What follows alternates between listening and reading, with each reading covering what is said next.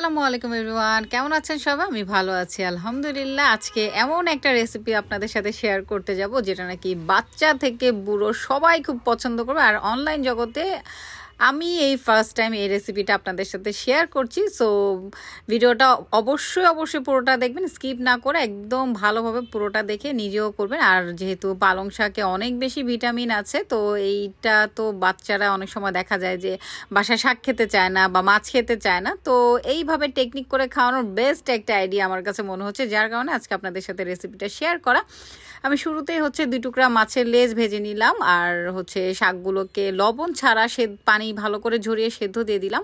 আর যেহেতু মাছের লেজগুলো বাসায় রয়ে যায়, তো কাজে লাগানোর এটা আরেকটা টেকনিক। আপনারা চাইলে মাছ দিয়েও করতে পারেন, আপনাদের যেইভাবে যেটা সুবিধা হয়।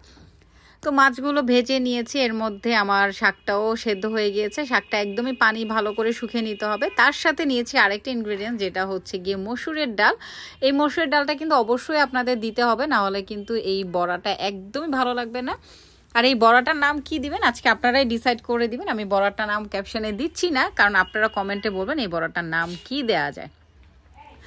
আমি এখন মসুরির ডাল, তারপরে মাছ আর পালং শাকগুলো একসাথে সবগুলো ভালোভাবে ব্লেন্ড করে নিব। একদম মিহি ব্লেন্ড করতে হবে, যেন মুখে কোনো লাম্পস না থাকে, তাহলে কিন্তু বাচ্চারা একদমই খেতে চাইবে না। যেহেতু মসুরির ডাল দেওয়া, ব্লেন্ড হয়ে গেলে আমি এখানে আস্তে আস্তে করে 2 চা চামচ বেসন দিয়ে দিলাম।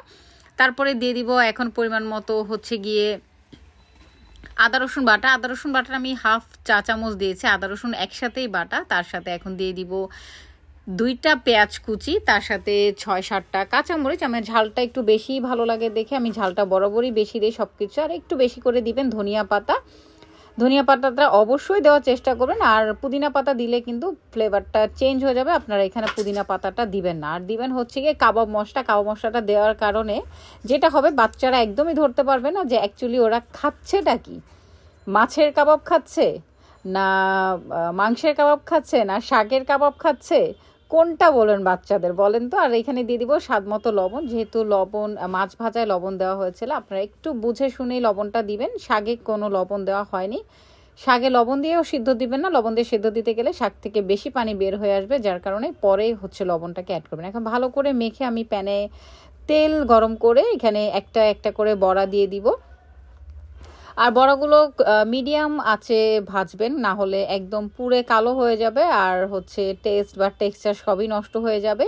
মিডিয়াম আঁচে ভাজলে কালার আর টেক্সচারটা একদম ভালো থাকবে। আর বিশ্বাস করেন, এই বড়াটা বাসার বড় থেকে নিয়ে শুরু করে ছোট পর্যন্ত কোনো বিনা দ্বিধায় গিয়ে খেয়ে ফেলবে। আর গরম ভাত দিয়ে যখন এই বড়াটা খাবেন, এক্সিলেন্ট লাগবে। আপনারা এই বড়াটা ভেজে সন্ধ্যার নাস্তাও খেতে পারেন, আবার অনেকে গিয়ে দুপুরে ভাতের সাথে খেতে পারেন। টোটালি আপনাদের ইচ্ছা। আর এই যে দেখেন ভেতরের টেক্সচারটা এত বেশি গ্রিন, দেখেই একদম লোভনীয় লাগছে। আর এই তো এখন খেয়ে আপনাদের রিভিউ দেওয়ার চেষ্টা করবো। অনেক বেশি মজা হয়েছিল, পারফেক্ট হয়েছিল। আর ভিডিওটা অবশ্যই আপনার ওয়ালে শেয়ার করে রাখবেন, যেন আপনারা যখন মেক করবেন তখন ইজিলি ভিডিওটা পেয়ে যান। আর একটা করে লাইক কমেন্ট দিয়ে দিবেন আপনারা রান্না করে আপনাদেরটা কেমন হয়েছে এই কমেন্টে অবশ্যই এসে করে দিয়ে যাবেন। আর হ্যাঁ, আরেকটা কথা, এটার নামটা কিন্তু আমি এখনো ডিসাইড করিনি, আপনারা এই বড়াটার নাম দিয়ে যাবেন। আর অনেক অনেক বেশি হেল্পফুল বা উপকারী এই শাকটা, যার কারণে বেশি বেশি পালং শাক খাওয়ার চেষ্টা করবেন শীতের দিনে। আল্লাহ হাফেজ সবাইকে, আসসালামু আলাইকুম, টেক কেয়ার এভরিওয়ান।